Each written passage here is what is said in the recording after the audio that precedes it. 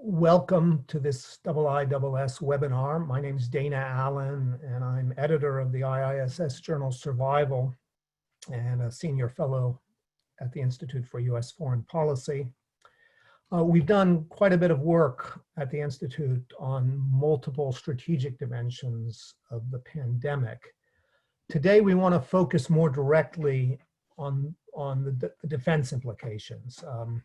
This question, too, is going to take us to multiple levels, including the direct impact of the disease on military personnel, their possible deployment and diversion to deal with the public health emergencies, and naturally knock-on effects of economic contraction for defense budgets in the future.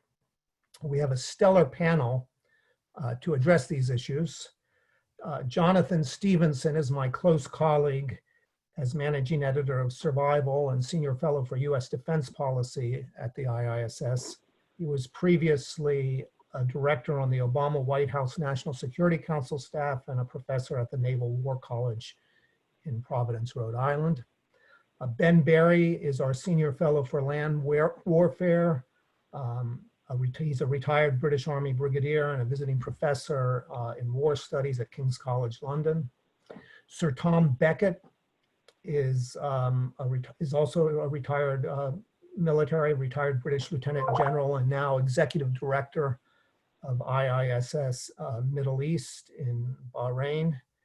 And last but not least, Tim Huxley is Executive Director of IISS Asia in Singapore, where he leads our research on Asia Pacific and has a leading role in the Shangri-La Dialogue.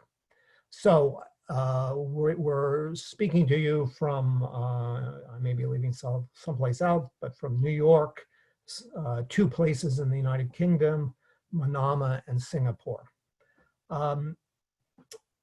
We've decided to move in the opposite direction of the sun, from west to east. So we'll start with Jonathan. Mr. Stevenson. I'm connected only via audio due to technical difficulties, but I can show everybody that's probably to their benefit. Can everybody hear me? Can you hear me, Dana? Yes, perfectly. Okay, then I'll start. I'm going to talk about defense implications of COVID-19 for the United States. And I guess the first observation I'd make is that readiness is a byword for the U.S. military, reflecting its prevailing can-do attitude. And it's incompatible, that attitude is incompatible with excessive caution. And the U.S. Armed Forces senior leadership has resisted overreaction, and I would say embraced calibration in the face of the pandemic. At the same time, COVID-19 has still increased the tension between tactical readiness and strategic caution in the U.S. military. I guess the basic point here is that, if everybody gets sick for the sake of maintaining short-term readiness, nobody will be available if a major conflict erupts. And with that prefatory remark in mind, I thought I would briefly discuss the U.S. military's recent and historical operational experience with pandemics, its current responsive measures, and its strategic concerns, winding up with a few comments on COVID-19 and U.S. military culture. So, experience and response. COVID-19's deleterious effects on U.S. military operations recently caught light with the mass infection of the crew of the aircraft carrier USS Theodore Roosevelt, the civilian leadership's removal of its commander for lodging a plea for its evacuation outside the chain of command, and the ship's subsequent evacuation. As of June 1st, over 1,100 sailors, more than a fifth of the crew, had tested positive for COVID-19 and one had died. Since the aircraft carrier is the United States' signature power projection platform, for a moment anyway, it looked as though the military was hobbled. I think that the Theodore Roosevelt's rather abrupt incapacity also recalled the U.S. military's harsh experience with the great influenza pandemic during the First World War. Then the flu virus traveled from tightly packed stateside military camps across the Atlantic to the trenches of France. In fall 1918, when cases peaked, the infection rate among U.S. troops was at least 26%. This resulted in clogged transportation lines along the battlefront, jammed hospitals, and of course, dead or disabled soldiers, and the diversion of command attention from operational matters. More Americans died from the flu than in combat in that war. Allied soldiers eventually imposed rigorous and effective sanitation, isolation, quarantine, and social distancing within the constraints of readiness, but they also prioritized mobilization over the troops' health, ultimately to the detriment of both. American commanders today aren't faced with the acute pressure of a major war and don't appear inclined to make those mistakes again. At the same time, the contemporary military can't avoid operating cheek by jowl in many crucial contexts. And to inform its response to the COVID-19 outbreak, the Defense Department needs field assessments that are attuned to local conditions. While the Theodore Roosevelt episode may seem to cut in favor of delegating authority for healthcare decisions to local commanders, the consensus within the military seems to support a more holistic and centralized approach. And the Pentagon does now appear to be striking a sensible and effective balance. It's canceled or postponed at least 24 large-scale exercises, imposed social distancing restrictions on bases and elsewhere, and suspended or delayed troop rotations.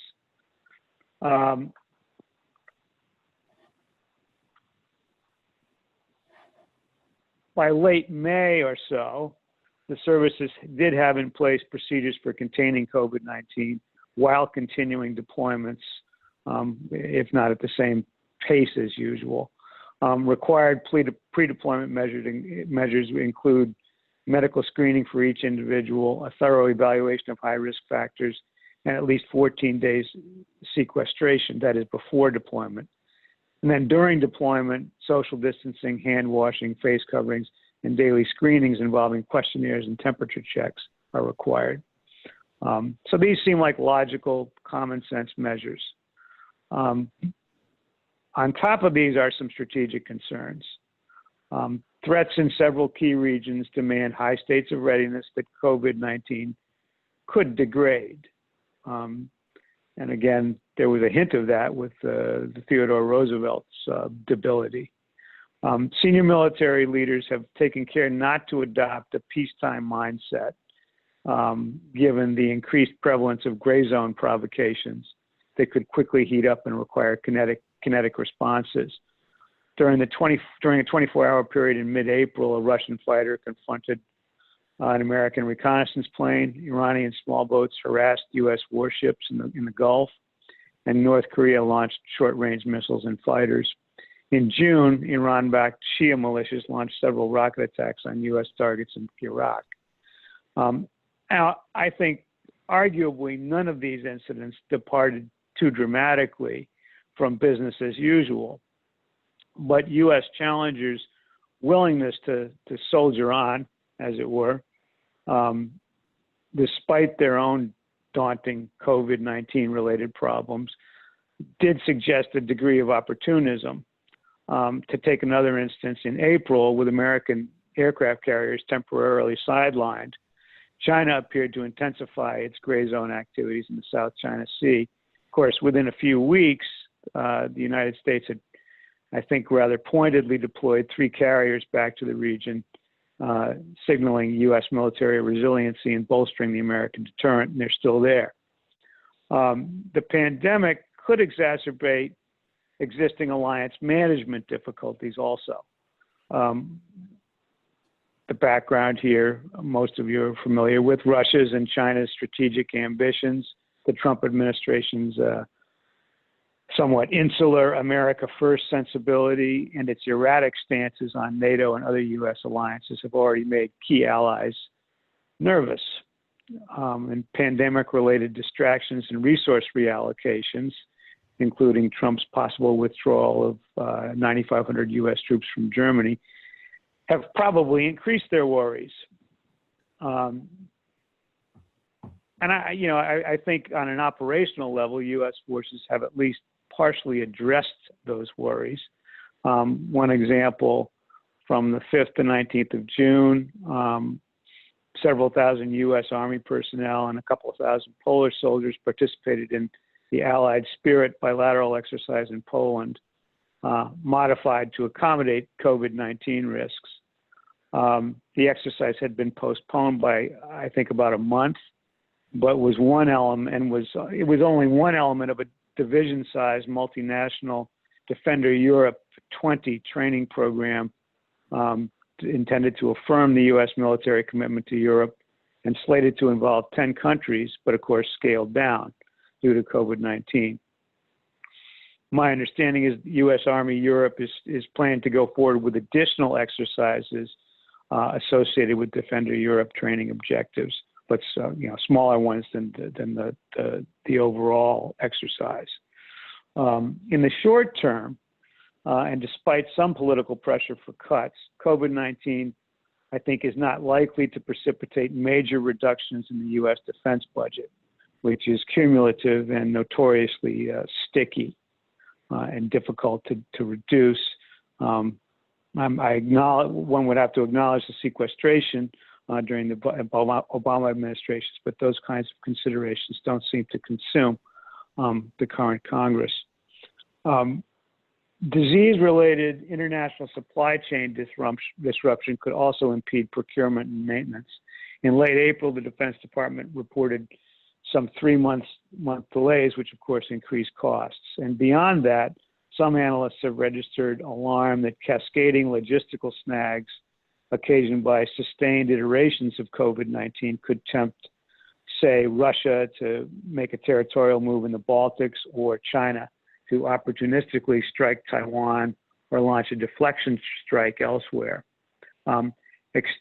Extreme measures for preserving American deterrence might include, pending this firm containment of COVID-19, dispatching ballistic missile submarines to sea, forward deploying elements of the strategic bomber force to Pacific and European bases, placing an additional Marine regiment or Army brigade on standby in the Middle East, and perhaps publicly mooting forward deployments, more substantial forward deployments to key areas of operation in a crisis as a kind of declaratory policy.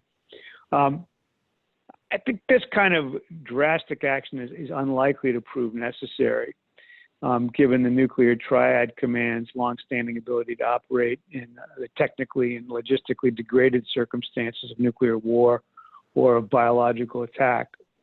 There are a number of capabilities that reinforce this, including airborne command centers, standby clean teams that can relieve stricken ICBM crews. Those are a couple of examples.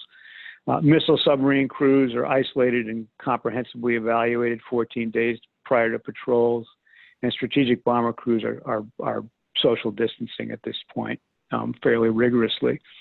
Nuclear forces have been given top priority for COVID-19 testing, and the Air Force's Global Strike Command has implemented disease containment plans back in late January. And before March, all bomber and missile wings had conducted tabletop exercises to identify procedures to keep bomber squadrons, ICBM crews, and nuclear-armed submarines on uninterrupted alert. So that seems to be in hand. And then a couple of points about U.S. military culture, short ones. Civil military relations, I think, could encounter some potentially significant changes. U.S. forces customarily, of course, have been dedicated to external threats and overseas operations. Under the Posse Comitatus Act, which has gotten a fair bit of mention recently, the military can't serve in any domestic law enforcement or policing role except as expressly authorized by the president or by an act of Congress. And in the same sort of subject area, the military's stiff resistance to President Trump's attempt earlier this month to invoke the Insurrection Act, which is one of those congressional exceptions, and deploy active duty forces to help police quell protests over police brutality and racial discrimination. That resistance may well deter him for trying anything like that again. I certainly hope so. The pandemic might still prompt demands on the military to support domestic authorities in, healthcare related tasks.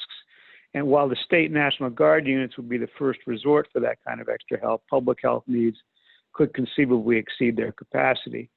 So far, though, the active duty military's domestic response to the coronavirus has been selective and limited, mainly involving the Army Corps of Engineers and a couple of hospital ships on 1 month deployments to New York and Los Angeles. So overall, the active duty military's utilization for those kinds of purposes does not appear to have compromised the military's traditionally expeditionary status or U.S. strategic interests. And then just to close, I would say that widespread testing for COVID-19 is going to be essential to the U.S. military's continuing ability to meet pandemic-related challenges. And I do think, sort of in contrast to the difficulty that the country at large has had in dealing with COVID-19, the Armed Forces' single unified healthcare system should facilitate the objective of containing it within the military. As of mid-June, there were under 9,000 diagnosed cases of COVID-19 among some 1.3 million active duty troops, with a mortality rate far lower than that for the U.S. overall, although the infection rate was increasing. The salient reality, though, is that U.S. forces are structured to withstand attrition. And even given an infection rate of 5%, assuming social distancing is maintained, which is in line with projections for the general population, U.S. forces should be able to maintain a high degree of fighting integrity. At the same time, the Pentagon will need to maintain its commitment to the health of military personnel to avoid second-order effects, such as declining morale and longer-term strategic vulnerability, as well as impediments to readiness. And I'll close there. Jonathan, thank you very much. That was wide-ranging and also very detailed, and I think it was exactly what we needed to start us off. You among other things, went into some detail about deployments and exercises in Europe and the consequences of COVID, and I think that gives us a good opportunity to move to Europe with Ben Berry, who I think is going to talk about the European dimension and maybe more specifically the UK one. Ben. The Munich Security Conference back in mid-February, where we launched our 2020 ISS military balance, seems like a long time ago and far, far away, but I'd like to start with our main points on Europe from the military balance. Europe had troops deployed on a wide variety of international missions: Afghanistan, Iraq, Africa, UN peacekeeping. And NATO forces, both Europe and US, were forward deployed along the alliance's border with Russia. NATO continued to operationalize its 430s readiness initiative to modernize its command structure, and it had supported US withdrawal from the Intermediate Nuclear Forces Treaty. Europe spent just under $290 billion on defense in 2019 in real terms. And this marked a return to the level seen before the 2008 financial crisis. The EU continued to work for a more coordinated approach to security and defence and was funding a number of initiatives, including the European Defence Fund. But the EU's ability to deploy military capability on EU military operations to support its defence and security ambitions were going to considerably reduce after Brexit took British forces out of the EU force pool. There were also signs of increasing European defence industrial cooperation. Now, we saw early on in the pandemic, armed forces mobilised in a variety of roles to support national emergencies. There was some very limited pan-European military cooperation. Exercises were scaled down, particularly Exercise Defender that Jonathan mentioned. The French Navy had a problem with COVID. We saw some armed forces suspend recruitment and training. But over the crisis, expeditionary forces have continued to be generated and employed, in some cases by rotating fresh troops in others by extending them in place. The NATO battle groups in the Baltics, NATO air policing, European forces in Africa, including the French-led international mission in the Sahel.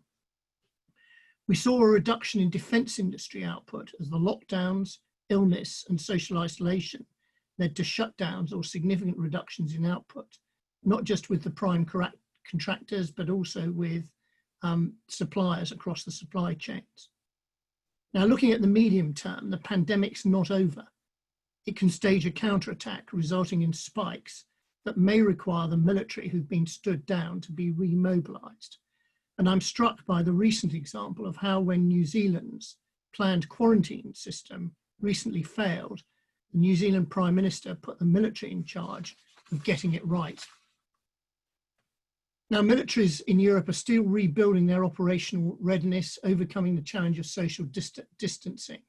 And we probably won't see operational readiness back to pre-COVID levels until armed forces have had widespread vaccination.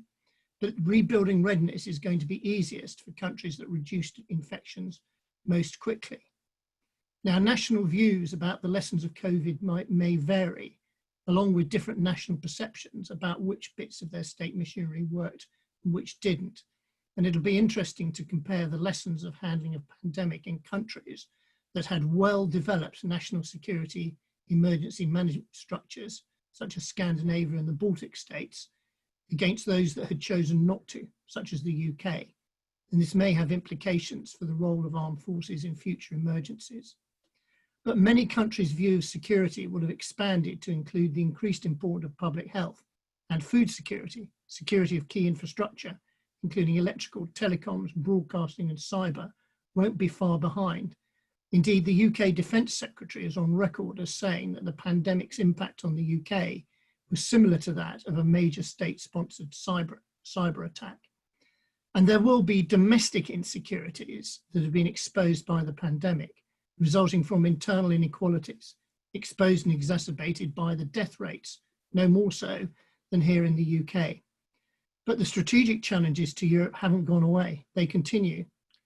Internal and international terrorism, Russian malign activity, including disinformation and interference in Ukraine, instability to the south and east of Europe.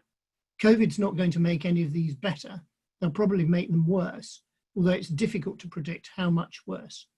And we've got to admit of strategic known unknowns, for example, the effect of COVID on Russian defence spending and Russian military readiness, the effect of COVID on Iranian military capability, its unconventional capability and its malign behaviour, and the extent to which COVID exacerbates interstate tensions and intrastate tensions. But we can see some increases of strategic tension that affect Europe. Within the EU didn't appear to add much value to the initial national COVID responses, for which it actually apologised. The EU became a Europe of nations with limited bilateral cooperation, and tension between northern nations and southern nations in the EU increased. Tension between Europe and the US certainly hasn't gone down and has probably increased. And tension with China has also continued to increase over human rights, Hong Kong, Huawei, and China's assertive behaviour in its near abroad. And the US seems to be further withdrawing both from Europe and the security interests that it shares with Europe. Militarily, Europe remains highly dependent on the US, and the reduction of US troops in Germany announced by the president should be taken seriously. They symbolise his lack of support to NATO and his unwillingness to meaningfully consult with our allies. He doesn't appear to trust allies or want to work together with them. And European defence ministers will be anxiously waiting to see what the outcome is. If it is as proclaimed by the president, and not every presidential tweet has turned into action, it could be very damaging for Europe's security, and it would have undermined other efforts made by the administration to reassure allies, For example, the considerable work and expenditure on the Pentagon's European Reassurance Initiative. For some European countries, there's going to be uncomfortable implications of the US security preoccupations in the Indo-Pacific. If there was a US-China or US DPRK flashpoint, the US might call on European allies for assistance. Some European countries might be asked to contribute or want to contribute, or at the very least to backfill US forces redeployed to the Pacific. And sustaining readiness, of course, whilst COVID is still a threat, would be challenging. There are longer term challenges to European defence as well. The greatest one is defence spending. The last major reduction was after the 2008 financial crash, which also coincided with an eventual longer term reduction of the European footprint in Afghanistan. This saw significant reductions of European military capability, for example, the reductions of UK conventional capability by about a third. But after 2014, there was a bolstering of defence spending due to economic improvements, improving government finances, the effects of Russia's interference in Crimea and the Ukraine, pressure from the US to spend more, plus a European sense of the US Asia Pacific requiring Europe to do more. And that resulted in strong increases over the last 5 or 6 years. But what's different now? The economic contractions are far more severe. The world's heading to a recession. Indeed, Boris Johnson said today, we are waiting as if between the flash of lightning and the thunderclap with our hearts in our mouths for the full economic reverberations to appear. And the reverberations are likely to hit Europe, particularly Western Europe, and especially the UK, hard. I think the likelihood is in Europe that defence will have to compete much more against other public spending priorities. If defence's priority reduces for a nation as a result of the pandemic, we can expect defence spending to reduce. And if GDP contracts, countries that have tied defence spending to a proportion of GDP will cut defence proportionately. And of course, this could have a significant effect on NATO spending. We'll see greater pressure on defence to explain itself and the economic and human resources that it consumes and its contribution to national security, prosperity and well-being. European defence industry, that's going to be in a challenging situation. After 2008, it was able to export to the Middle East and Asia, but the global crisis has affected all regions, and we've seen growth in defence spending in Asia constrained as a result of the pandemic. The oil price crash is hitting spending in the Middle East. More countries are now likely to prioritise their own defence industry and technology transfer. And China's defence industry and highly competitive exports have grown their share of the market. So European defence industry faces a much more competitive international marketplace. And in 2008, 2009, commercial aerospace helped carry defence aerospace through the public spending downturn. That's unlikely to happen now. European defence manufacturers are pressing hard for accelerated funding to bring forward new equipment programmes, as well as early decisions on other programmes under consideration. And we've seen some discussion of this option in discussion of national recovery plans. And certainly there's provision in the German recovery plan. And we can expect the defence industry to be lobbying heavily for this. But there's no doubt in my mind that just as in the previous decade, the difficulties and defeats of the US-led operations in Iraq and Afghanistan, combined with the effects of the 2008 financial crisis, to reduce strategic capability and also to reduce strategic confidence. And I think there is potentially a significant reduction in European strategic capability and strategic confidence as a result of the pandemic. Back to you, Dana. Thank you very much, Ben. Another very wide-ranging and detailed discussion.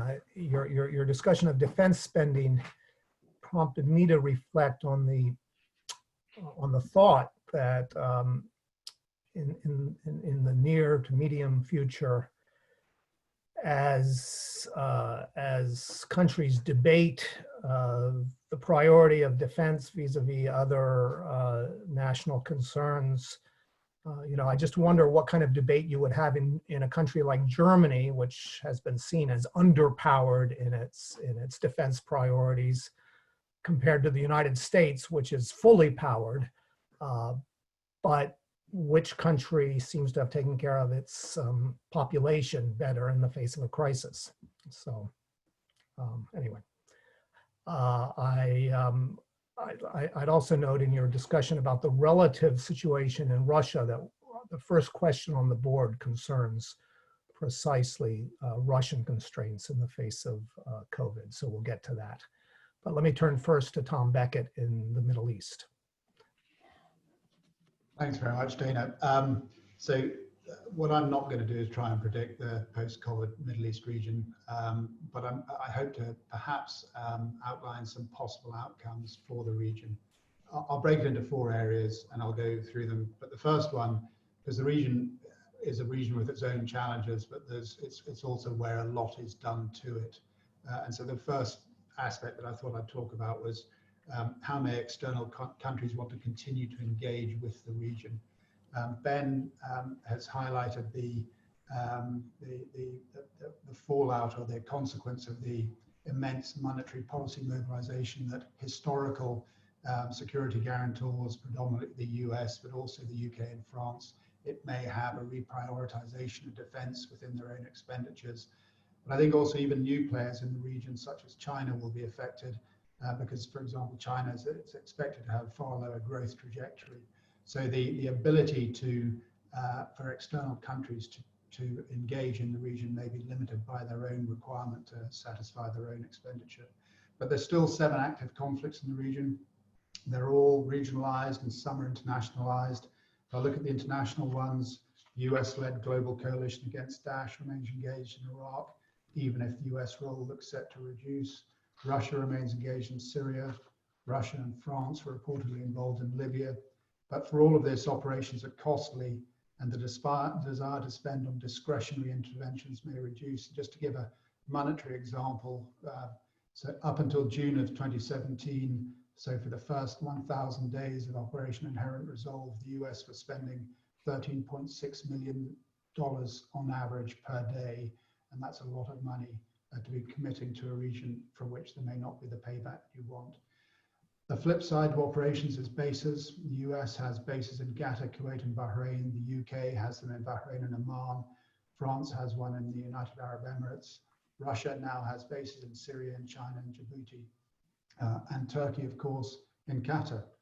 But again, using another US example, the Army Central Command Rotational Brigade Combat Team based in Kuwait costs about $1 billion annually. And the UK Gulf Strategy, published in 2016, committed $3 billion over 10 years, and we're not even halfway through that before the UK may have to reprioritize its budget. So what it's likely, as Ben has indicated, that international countries with regional commitments may need to balance them against domestic financial concerns. However, when a country builds a base overseas, it enters into a bilateral strategic commitment that can be politically difficult to disengage from. But activity in and from those bases can be reduced, even if most of the countries involved will want to give an appearance of business as usual, even if they're doing less. For interventions, I suspect that even though, unless there's a tangible benefit for national interest or a domestic political benefit, then CT may be prioritized further over military deployments. And whilst the international rivalries are likely to continue to play out through the region's conflicts and confrontations, they're likely to become less overt and more deniable. So if international involvement may be constrained by their own concerns, how may the regions want to engage in their own conflicts? And the big question must be, if traditional external supporters reduce activity or involvement, does the pandemic provide face-saving reasons for some of those countries to scale back their regional interventions? And I'm not going to talk about Yemen, Libya, Syria, and Iraq. Emil Hakayem, the Senior Fellow for Middle East Security, is online as well. And if people want to address those in questions, we can do it. But I think there's 2 other interesting aspects to this. And although it's not pandemic related, it could happen under the cover of the pandemic. If Israel annexes parts of the West Bank, what is going to be the reaction in the region from the Arab world, but also from Iran?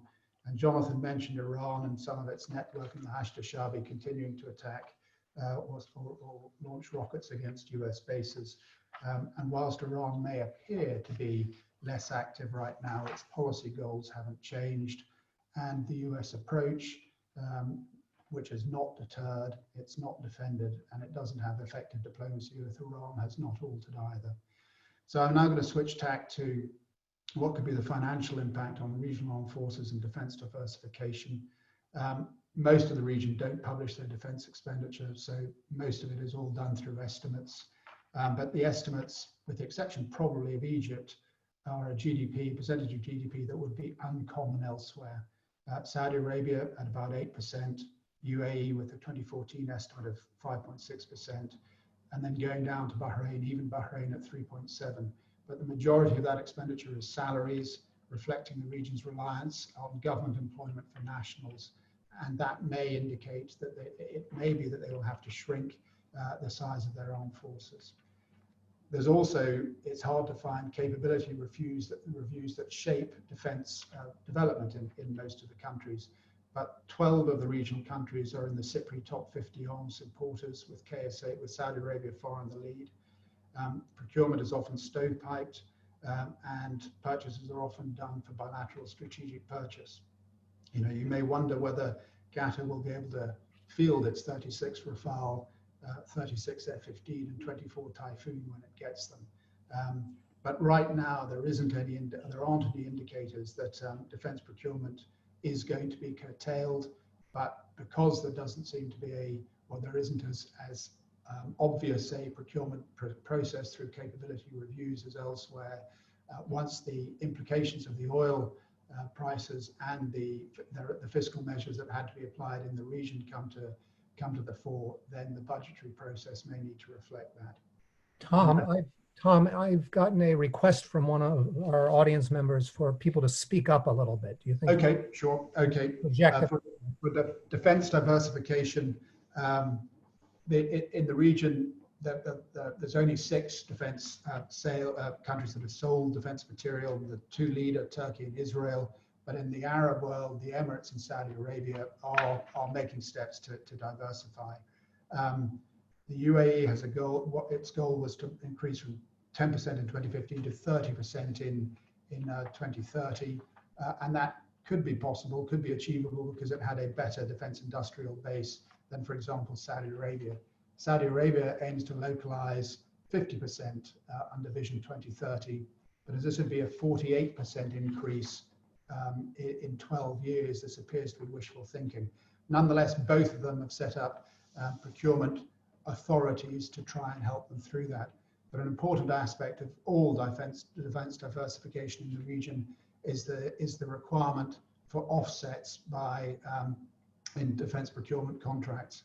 And if defense expenditure internationally declines because of the pandemic, then the ability of the defense corporates to underwrite offsets must be questionable, which will have an effect on defense diversification. And then lastly, will the pandemic have a social impact? Firstly, because many of the governments in the region reacted quickly and actually impressively or quite effectively, even if there's been a spike recently, there seems to be a legitimacy boost.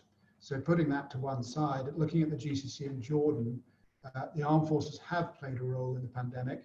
In Saudi, Oman, Kuwait, and Jordan, they supported the police in some fashion to man checkpoints or enforce lockdowns. But the lead agency in pretty well every case has been civilian, either the Ministry of Interior or predominantly the Ministry of Health, or in some cases they've set up a bespoke task force to deal with it. But they have provided logistical support, as has happened in other international scenarios.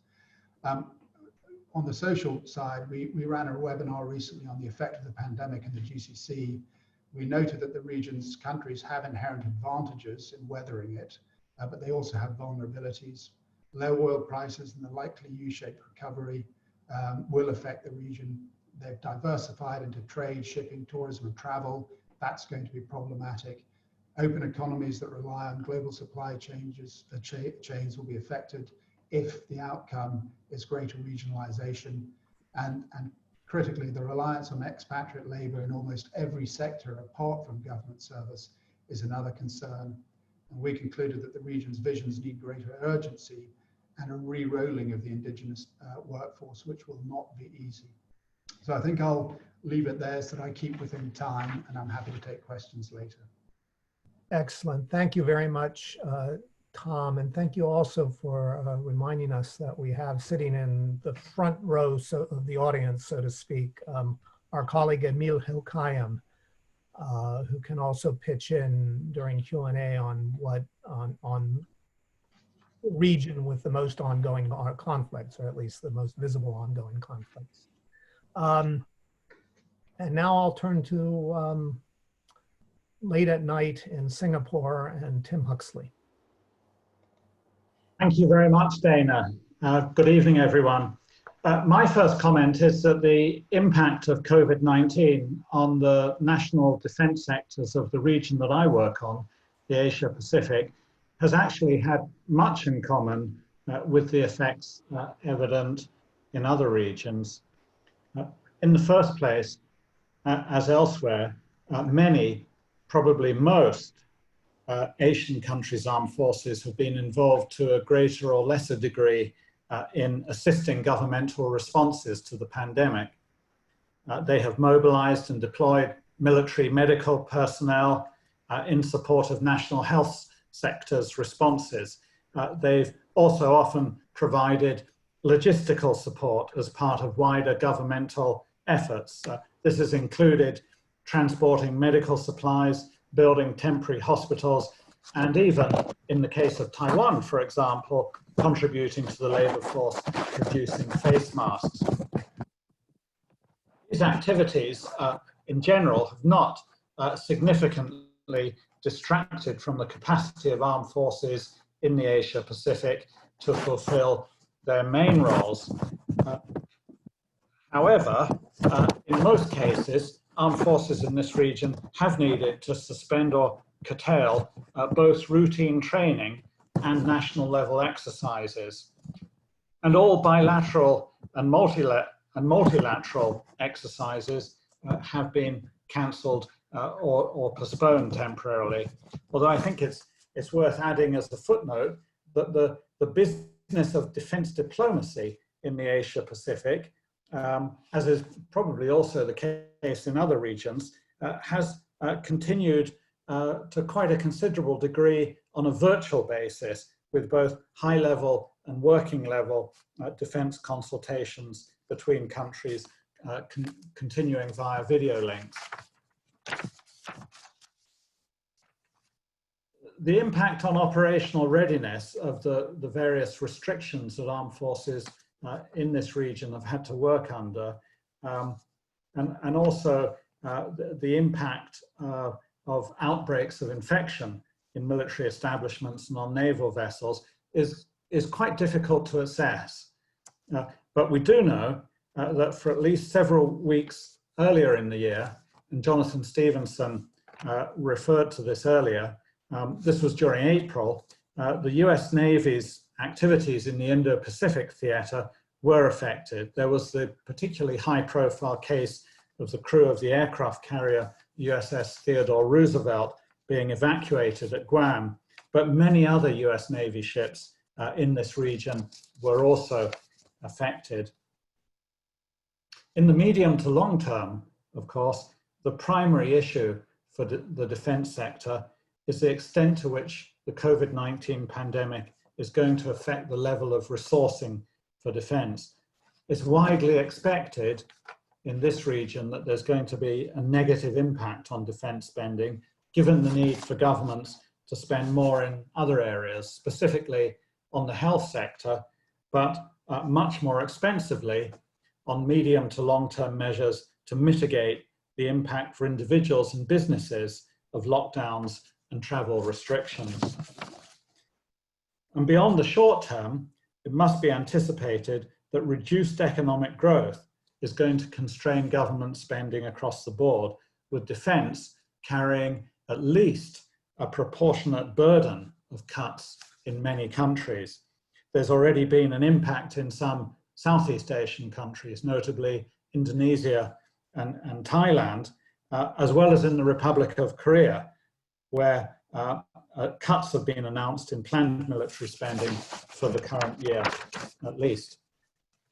But not all countries are necessarily going to make significant cuts in their defense spending. Importantly, countries with authoritarian political systems may maintain or even increase their defense budgets.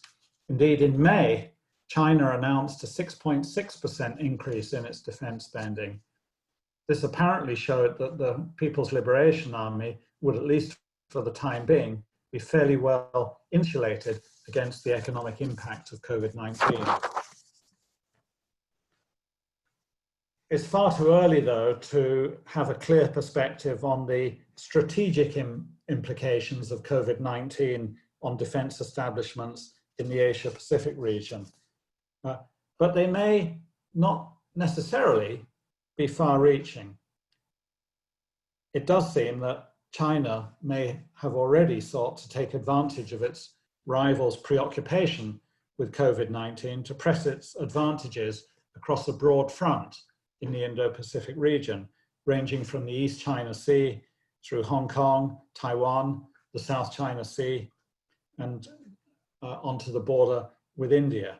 Of course, in the main, that's involved taking advantage of political preoccupation, but the Chinese leadership will, of course, have been acutely aware of the window of opportunity presented earlier in the year during April, when COVID-19 temporarily affected the operational readiness of not only US forces in the region, but also some regional states' armed forces, notably the Taiwanese Navy. But these effects were essentially short-term. And by June, the US Navy had 3 carrier strike groups at sea in the Pacific. That was the first time that had happened since 2017. While China's Global Times referred to that as a mere show of vanity on the part of the US, the message from America was unmistakable. There had been no significant change in the regional distribution of power, and the US remains in the region as the essential strategic balancer while China rises. And that's certainly the reality into the medium term. But in the long term, I think there is an important question over the extent to which COVID-19 may accelerate the major problems in the American economy that were already evident, to the extent that future US administrations may be forced to make some difficult choices regarding their defense and security commitments in the Asia-Pacific region. And that would have implications, really major implications, for every country in the region and for their defense establishments and how they manage their external security. Thank you very much. Tim, thank you very much. And thank you first for another great presentation, and secondly for bringing up a question which I think is an overarching question when we talk about effects on defense readiness, which is whether these effects or this degradation will be more or less uniform across the board between sort of conflictual partners, or whether one side will be disadvantaged more than the other. And I think you started to touch on that. So I think most of you in the audience are by now veterans of these webinars, but for those who don't know, there are 2 ways to get my attention. One is to raise your hand at the bottom of your screen, and I'll try to call on you. And the other is to go to the Q&A window and type a question. And in the Q&A window, I already have some questions. So I'll start with one from Juan Gill, who notes that historically Russia has used its military to seek revisionist foreign policies, even in the face of fiscal constraints, referring to overspending during the Cold War and interventions in Ukraine and Syria following the 2008 financial crisis. So should we expect COVID-19 to slow Russia's military operations? Is there anyone who wants to address that? Possibly Ben Berry? Yes, Ben.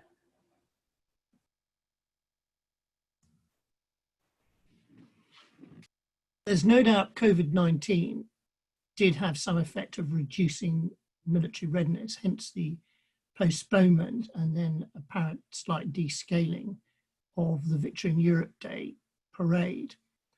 We're doing a lot of work in our IISS on Russian military modernization, and there's no doubt it's got a head of steam behind it. But if the Russian economy suffers as a result of COVID, military modernization will certainly be slowed down. The military modernization that's going on is quite unequal. The Navy, for example, is much less modernized than the leading elements of the land forces or the Air Force. I think, though, Russia will have a strategic choice about the balance of investment between conventional general purpose theatre forces and its strategic forces, its nuclear missiles, its strategic air force, and its submarine launched missiles. And my guess would be that the people in the Kremlin would be wanting to prioritize those first. But what is the case is much of Russia's malign activity in Europe is in the information space, it's political, it's fomenting trouble in eastern Ukraine, and its activity in the Balkans, for example. I don't think any of those threats have gone away.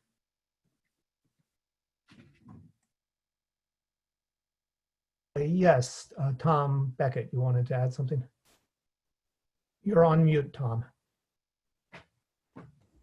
I would just say that having secured them, that Russia would be loath to release its Navy, its Eastern Mediterranean presence now at its Navy base in Tartus and its air base at Hermione. So I think that come what may, they'll try to keep that presence, even if, as some of the Western powers in the Gulf might do less out of it. Okay, thank you. Have another question from Yujendra Kumar, who again gets to this question of differentiated degradation, because he points out that, well, the question is about how the pattern of spikes in COVID in different countries might affect balance of power and the nature of military operations. So it seems like economic crashes are going to have a uniform effect, but on the public health side, countries with less robust health infrastructure would presumably be more constrained in terms of operations and readiness. So I wonder, I mean, that's a very interesting question, probably without easy answers, but is there anyone who would like to take a shot?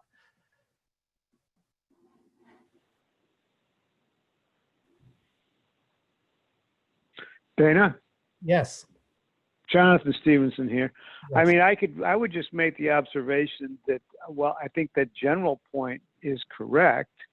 In the United States, there's something of a disconnect between the effectiveness of the government's overall response to COVID and the military's response.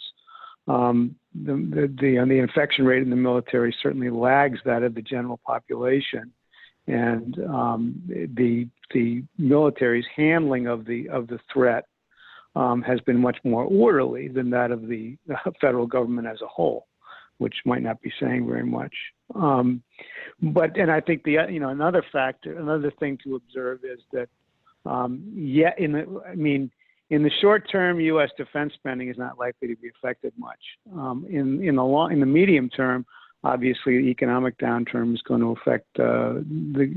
affect government expenditures to some extent. And while I think the U.S. military has the capability and the procedures in place to mitigate the effect of COVID, fairly effectively, it already has and will continue to affect things like its operational tempo, which has always, it's always been a 24/7 military and quite active. on top of its capabilities, and that level of activity has bolstered its deterrent and its level of reassurance in terms of allied relations. So, I think that will have an effect. But it seems to me in the case of the United States, one can observe that the U.S. has had a singularly shambolic and poor response to COVID-19 in general, but that hasn't carried over to the way the military has responded.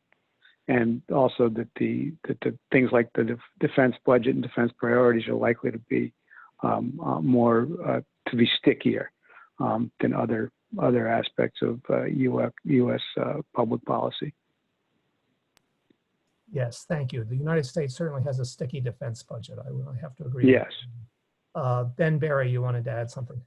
Okay, it's not over yet, and it's certainly not over in a whole load of third world and global south countries. Certainly governments will be very worried about the degree of attrition their public health service has suffered, the proportion of medical staff who've died as a result of COVID, the fact that many of them will be exhausted, the fact that there's probably been quite a high level of stress resulting in mental health problems and PTSD. And even without the prospect of a second spike, they'll be very worried about how quickly their public health sectors can get back to normal operations and help recover the backlog of more routine treatments that has accumulated in many cases. Of course, most countries' armed forces, the average age is much younger than that of the general population. Most of them, their people are usually much fitter than the general population. And also they tend to screen out on entry many underlying health conditions that aren't good for COVID survival, like asthma and diabetes. And that must be a contributing factor to the relatively low rate in those countries for which we've got reasonably trustworthy statistics about military degrees of COVID. I think, though, we need to think of a wider factor about military medical capability. There are many countries in which the proportion of medical capability is shared between regular component and reserve component. So in the UK, for example, less than 1/3 of the total military medical capability are regulars, the rest are reserves. Like many countries, those reserves are people who work in the public and private health care sector. The vast majority of them are. So that's meant that during the crisis, there's been a limit to the mobilization of military reserves to help with COVID, because it would be counterproductive. But what it will be as a planning factor is a bit of a constraint on expeditionary operations, particularly new expeditionary operations in which there's a prospect of any serious fighting, or an expeditionary operation into an area where there's a severe COVID threat. And it's a practical detail that I suspect right now in general staffs, in joint operations staffs, there are quite uncomfortable conversations between the operational planners and the medical staff.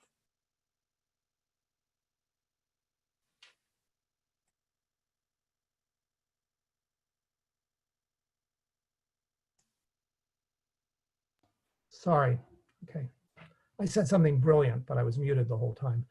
And presumably that's what you wanted to say, Tom, right? Okay. I have one hand raised from Jude without a last name or without a first name. So, but Tom, if you could offer him the floor.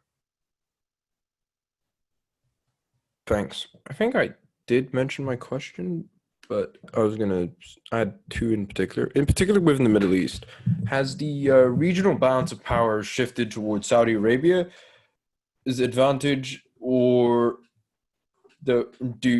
from Iran due to the coronavirus, or that would Saudi Arabia try to seek to diversify its economy, one, in order to place people with its national workforce, and as well to expand more from its oil-based economy? Okay, thank you. And that's a very interesting question, given the fact that Iran has been particularly hard hit. I don't know, do we want to start with Tom and then go to Emil? Yeah, Dana, what I'd say is that for Jude, that we published a strategic dossier on Iran and its networks of influence last November, and the findings for that still remain sound in that Iran's strategic goal has not changed, even if it has been badly affected by the pandemic. In that dossier, we said that Iran had, through asymmetric means, through working by with and through partners, had achieved, it had tipped the balance of power in its favor, so the balance of power is not in Saudi's favor. And it had done it asymmetrically. And the curious piece, of course, is that the regional militaries, heavily equipped with fighters and tanks and frigates, are not suited to deal with Iran's network of influence. So they've got to figure out, that has to be figured out if it's to be balanced. Politically, of course, what we saw after the killing of General Soleimani was that many of the regional countries appeared to want to de-escalate. They did not want to have a war in the region as an outcome of Soleimani's killing. In terms of diversification, that's what Vision 2030 is about. It's about getting away from a petro industry. As I said, in the defense field, it's probably wishful thinking that they'll be able to increase by 48% in 12 years. But in other parts, it is quite realistic. And a lot of it is about indigenizing the workforce. However, there are difficulties inherent in that, but that's what Vision 2030 is. And that was our conclusion, that the visions are sound, they just need to be faster. Emil, would you like to add anything? Thank you. No, not much on that. Just one key point, however, the way the pandemic plays out inside any specific country will, further down the line may have an impact on regional relations. So for instance, in the case of Iran, the relatively weak performance of the civilian government has allowed the hardliners, especially those aligned with the IRGC, to basically claim, in a way, ownership of the management of that crisis, not entirely, but to a large extent. But that builds also on other sources of political change inside the country. Yeah, let me stop here. But the changes to the regional balance of power are still ahead of us. Not the pandemic didn't usher them immediately. Thank you. We have a question that might be best directed towards Tim, which is there any reliable data on how the pandemic has affected North Korea? And also, has it had an impact on its relationship to South Korea? Thank you. I think North Korea has had important advantages in dealing with this pandemic, because being a very brutal authoritarian system, they're quite able to enforce very, very strict measures to close down what little movement there was across the land border with China, to stop the already limited passenger air travel into the country, and to close down places where people might meet in considerable numbers. So although I recognize that there's been quite a lot of skepticism about the North Korean regime's claims that they very successfully handled COVID-19 and have succeeded in preventing a major outbreak, I think there are very good reasons for thinking that that's absolutely true. And there's certainly no evidence to the contrary that there have been significant outbreaks of COVID-19 in North Korea. I don't see this as having any significant effect on relations with South Korea. The South Korean government has coped, like most governments in East Asia and Southeast Asia, it's coped pretty effectively with COVID-19. There have been some significant outbreaks, but the measures employed in terms of contact tracing and social distancing have made a real difference and have enabled the South Korean authorities to control even the recent upsurge in Seoul. So I don't think there's been any significant impact on the Republic of Korea armed forces operational readiness and deterrent posture. Relations between North Korea and South Korea were already going through a very rough patch, and I don't think COVID has made any significant difference one way or the other. Thanks. Okay, thank you. Actually, the next question I have, I think, is directed towards you, Tim, also in the first instance. And it's something I think in general terms you've already touched on in your opening remarks, but it might be worth considering it a bit further. In terms of economic consequences and therefore strategic consequences flowing therefrom, John Baltimore points out that, you know, key Asian countries, Japan, Korea, and Australia, have thus far, and that's a nod to Ben's very important caveat, but have thus far had more modest impacts from the disease and apparently more modest economic impact so far.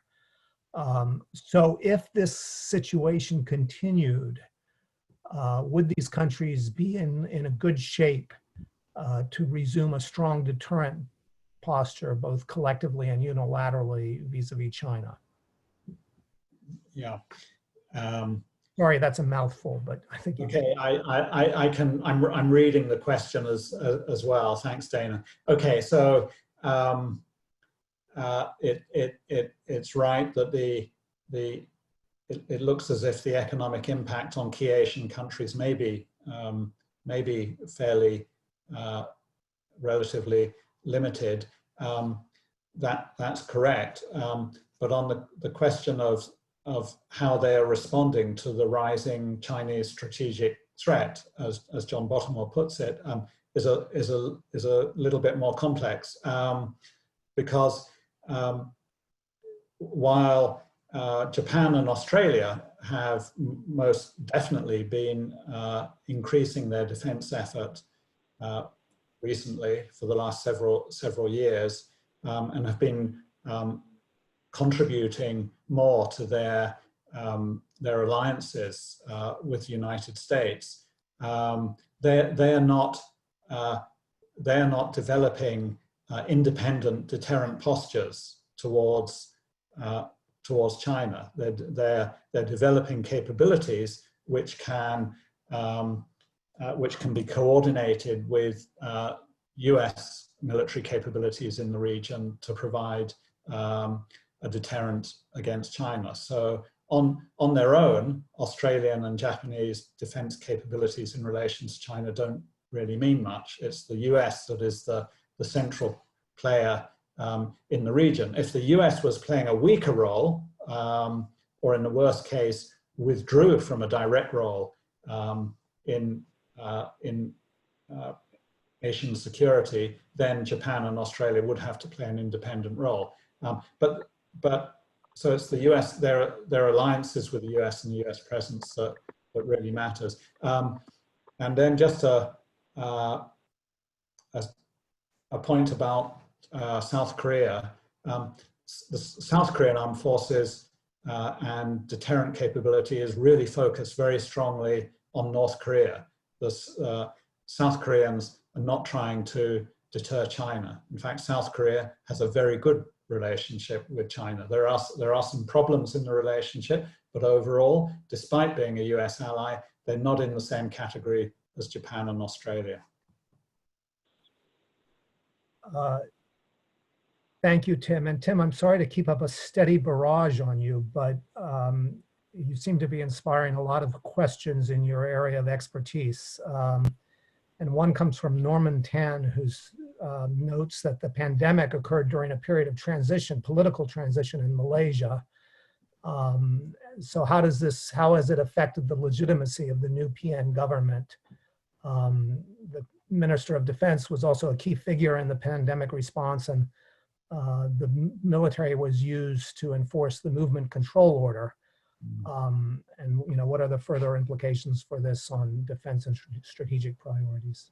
So I think the question is really about whether the defense sector in Malaysia is going to benefit as a result of the pandemic, where as Norman says, they've played a very important role as a component of the government response. I think the answer is that yes, there could be a marginal impact, but it's unlikely to be a significant impact. And I don't think we're going to see a really significant rise in budgetary allocations towards the defense sector because of the role that they've played in handling the pandemic, because overall defense has not been a priority for recent Malaysian governments. There are many other calls on Malaysian government spending, and I think the impact of COVID-19 on the Malaysian economy means that those other calls on government spending are going to become even stronger. So I think the defense sector in Malaysia is still going to find itself having to cope with very constrained budgets, and external defense and the armed forces are really not going to be an important priority for this Malaysian government. Thank you. Now, I have a question which I'm not sure my panel can answer, but I'm going to pose it anyway, and then if you can all defer. But is there anyone who could offer us some insight on consequences for defense policies in Central Asia? Yes, Ben. I should have known you would be able to answer this. Not in general, I'm afraid, but I think in the defense ministries and national security councils of Central Asian states, a key COVID issue that they'll be considering is its impact on the prospect of peace and a lasting settlement in Afghanistan. Does COVID make this more or less likely? They'll be asking. There's no doubt there's been some effect. I mean, COVID has established itself in Afghanistan. Members of the Afghan government have fallen sick. There have been unverified but persistent requirements of large number of Taliban leaders succumbing to the disease, and whether this will make it easier for the deal that's been done between the US and the Taliban to transition into an enduring settlement between the Kabul government and the Taliban, I think is very, very difficult to tell. The related factor is whether COVID has made it more likely that President Trump will have the US government exert even less pressure on the Taliban in order that, for the purposes of the November election, he can declare that he's the president who brought the boys and girls home from Afghanistan. That, I think, will be an important issue on the agenda of Central Asian government security officials. Great, thank you. I'm going to go back to the Middle East with a question from Alistair Wilde regarding Qatar, which has hitherto, as Mr. Wilde says, put a brave face on its ongoing dispute with Saudi Arabia, UAE, Bahrain, and Egypt, but it's clearly hurting now with cuts in salaries, laying off civilian pilots, redundancies in many sectors. Aside from the human challenge that Tom Beckett mentioned on fielding new capabilities, are major equipment purchases going to be sustainable given these pressures, or might some be reduced or canceled given other priorities such as the World Cup and a major metro project? Tom. I think just as background, the withdrawal of ambassadors in 2014 was a wake-up call for Qatar, and it looked at its supply chains and its food security and all those other sorts of things, and its investments through its sovereign wealth fund, and built in a fair degree of resiliency. So as Alistair knows, we've noticed that Qatar has been resilient throughout the most recent part of this crisis. I think in common with most of the GCC states, the redundancies and so on, and the salary cuts have been applied to expatriates rather than to nationals, and the intention is to protect nationals rather than the expatriates. Of course, in a lot of the industries, it's the expatriates that make the country work, and it is that repurposing of the workforce that may be a requirement. Of course, there's always going to be a demand for expatriates in the region, and there will always be expatriates who will come to the region, whatever the salaries that are offered to them. I think in terms of the defence equipment purchases, I think the purchases, there's no indication that the purchases won't be sustainable. The question is whether the equipment will be sustainable, or whether there will be a determination to field that capability. And that's a different piece. And since it's questionable whether Qatar could ever put all of its aircraft into the air, it didn't have a CONOPS when it produced or bought the 6 Italian vessels for its navy. It's decided those afterwards. So the ability to fight the capability may be less important. He is right, of course, is that the World Cup remains a project that is part of the national prestige. And so if reprioritization is required, which I doubt, then the World Cup will be where it goes to. Thank you. Emil, I wonder if I could call on you again. I mean, we're talking a lot about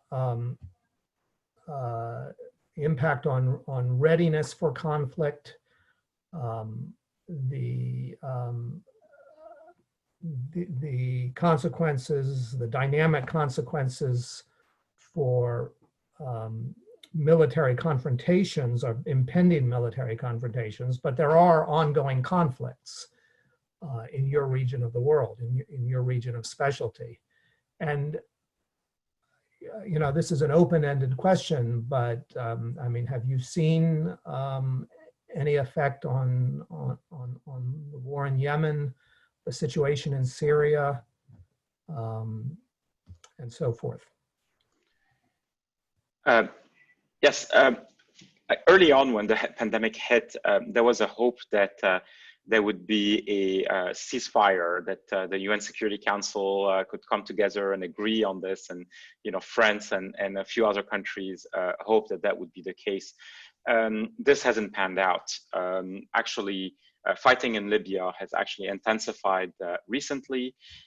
In Yemen, Saudi Arabia, for instance, saw the pandemic as an opportunity to do something it had wanted to do, which is de-escalate its own military involvement, but it doesn't mean that other parties, especially the local ones, have complied. And in fact, the fighting in Yemen continues, especially around Ma'arib, east of Sana'a, and the parties are not better positioned, are not better accepting of a notion of a nationwide ceasefire. The place is too fragmented.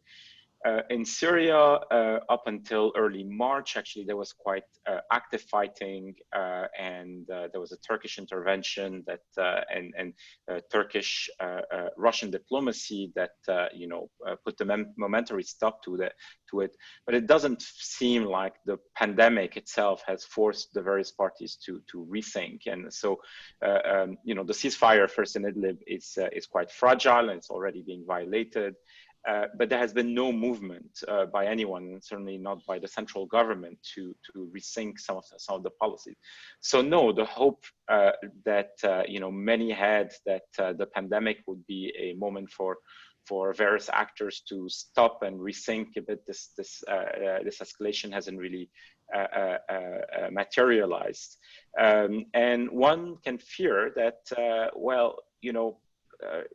the pandemic is, in and of itself, hasn't created a lot of bad things. It has amplified the many bad things that already existed. So the question from now on is, these already weakened state and entities, what do they have except fighting over, whatever is left from already troubled and shrunken economies? So the prognosis on those various places is quite grim.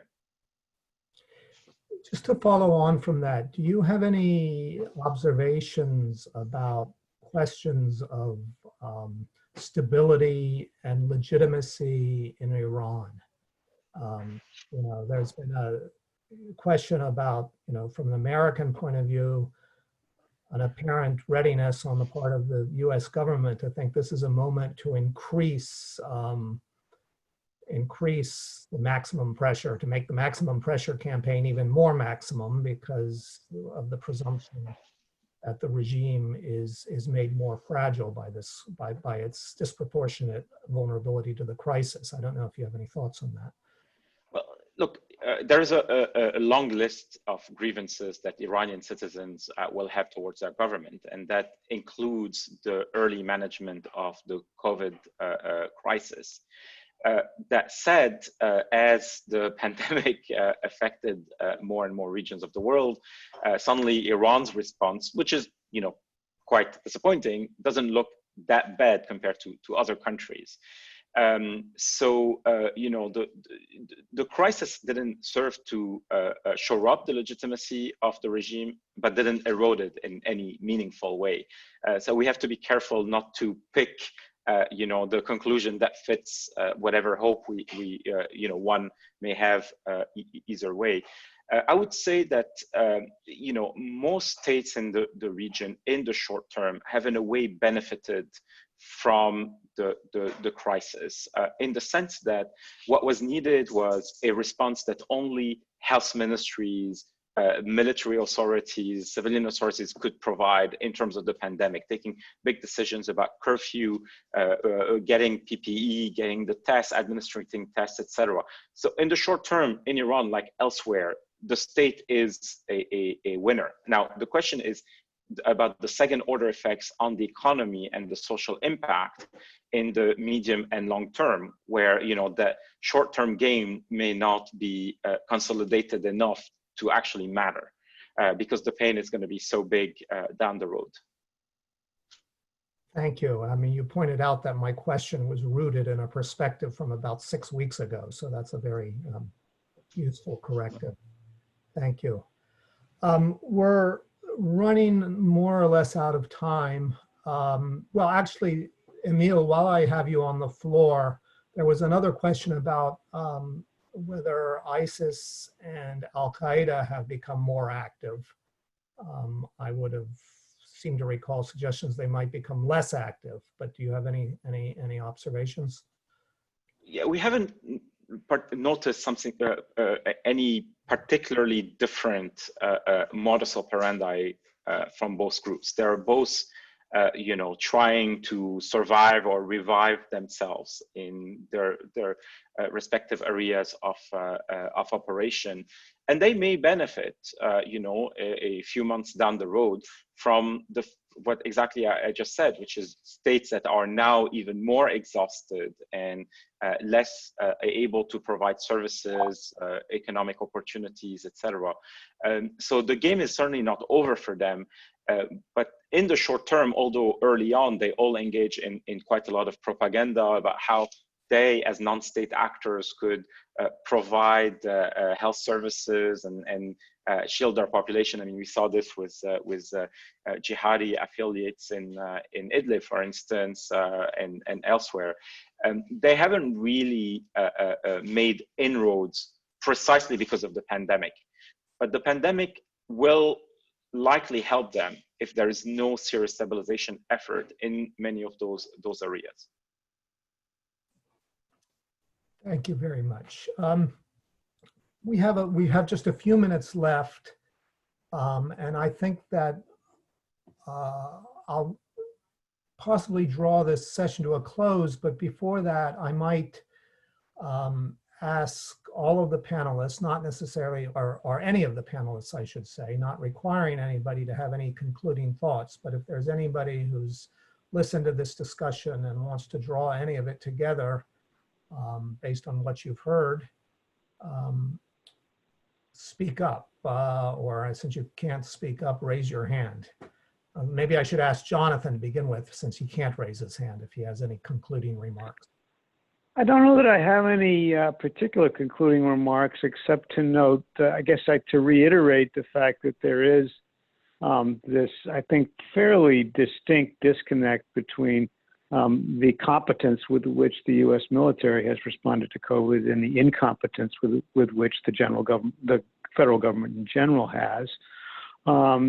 And I guess I would add that, in terms of kind of internal bureaucratic politics or even U.S. domestic politics, the Defense Department is actually looking relatively good, at least by default, in light of, Milley's apology for and a disavowal of Trump's attempt to militarize the response to the protests. And that in addition to the traditional privileging of defense expenditures, should stand the U.S. the U.S. defense sector in reasonably good stead in, getting traction in trying to field and mitigate the effect of the coronavirus.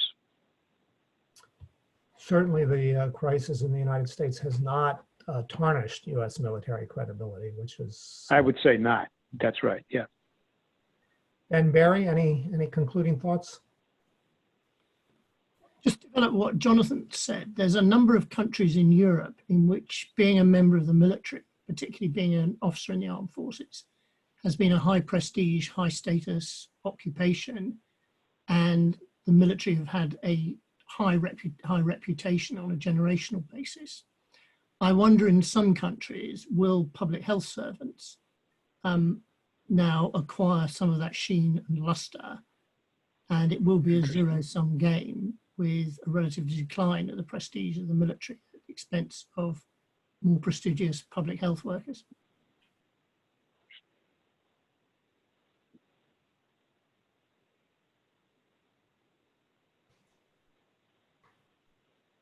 Sorry. Why should it be a zero-sum game? Is it, isn't there enough prestige to go around? That could be the case, but it does affect, for example, things like recruiting, career choices by young people. There's only a finite amount of money that the big British public donate to charities on an annual basis. But I think there are going to be internal dynamics in many European countries. That COVID will shift the kaleidoscope, to misappropriate a phrase of Tony Blair. You've seen in the UK and US, for example, how minority populations have suffered higher mortality for a number of factors, including relative economic disadvantage. And that may well, as we've seen with Black Lives Matter and a supporting movement in the UK, create uncomfortable conversations about political economy and the balance of public sector investment in the UK. And public sector investment will be a zero-sum game. Yes, I appreciate that wholly. And in fact, it was behind my point of comparison between the German response and the American response to the public health emergency, and the reasonable question that might be asked about what are national priorities in protecting national, what is the definition of national security versus human security? So that's a very, very good point, because budgets are zero sum.